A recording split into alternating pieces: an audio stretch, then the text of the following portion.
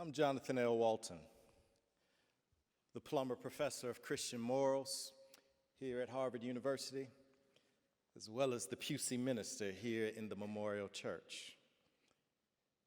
I have this honor and privilege and pleasure that the Nieman Foundation asked me to conclude tonight's ceremony. When I think about our tasks, when I think about our roles, Brother Robinson, I think about how it is that we're trying to corroborate the reality of others. We're trying to be truth tellers, this thing called parrhesia, frank speech.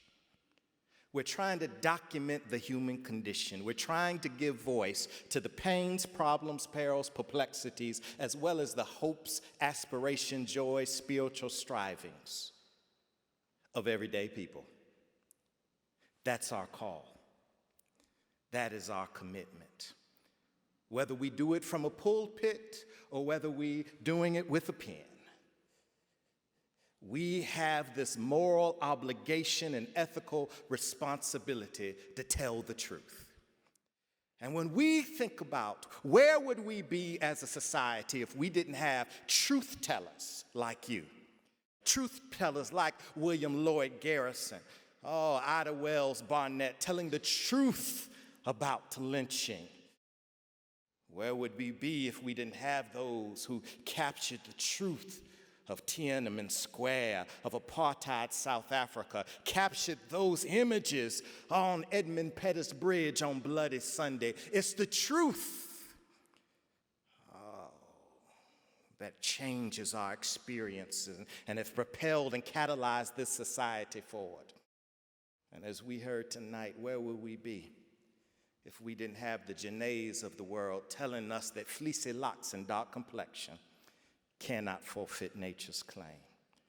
Where would we be if we didn't have the Isaacs of the world who were telling the story of young people who wear the mask that grins and lies, that hides their fears and shades their eyes? Where would we be if we didn't have, Brother Eli capturing the images of the people that the power structures of this society would rather render invisible because their very presence makes us uncomfortable?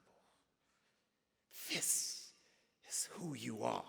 You are warriors for truth. You are soldiers on the front lines. And even when the facts of life may want to obscure your role, even when the facts of life want to say that your role is diminishing in society, when the facts of life tell you that there's no more money and budgets are being cut, there's still a truth that has to be told. There's still new stories that have to be unearthed. There's still new wells that we have to dig deep down. It was a beautiful moment that you held this event here tonight, because when this place was dedicated on Armistice Day, 1932, the Memorial Church, it was dedicated as a war memorial to signify service and sacrifice. That's what we're here to celebrate tonight. Your service, your sacrifice for a cause bigger than yourself. That cause being truth. And what's the moral lesson that I want you to walk away from here tonight? Well, the first thing is this. In the words of Zora Neale Hurston, if you want that good feeling from doing the right thing from other people, sometimes you have to pay for it with abuse and misunderstanding.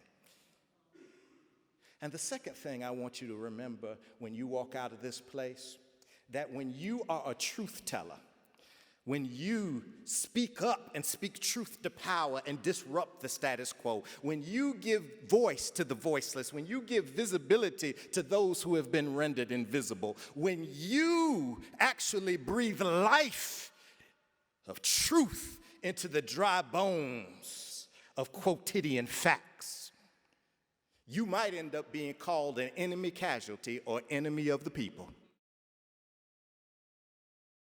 God bless you, Nieman fellows. Keep standing and telling the truth, for that's your call. That's your commitment. That's your charge. God bless you.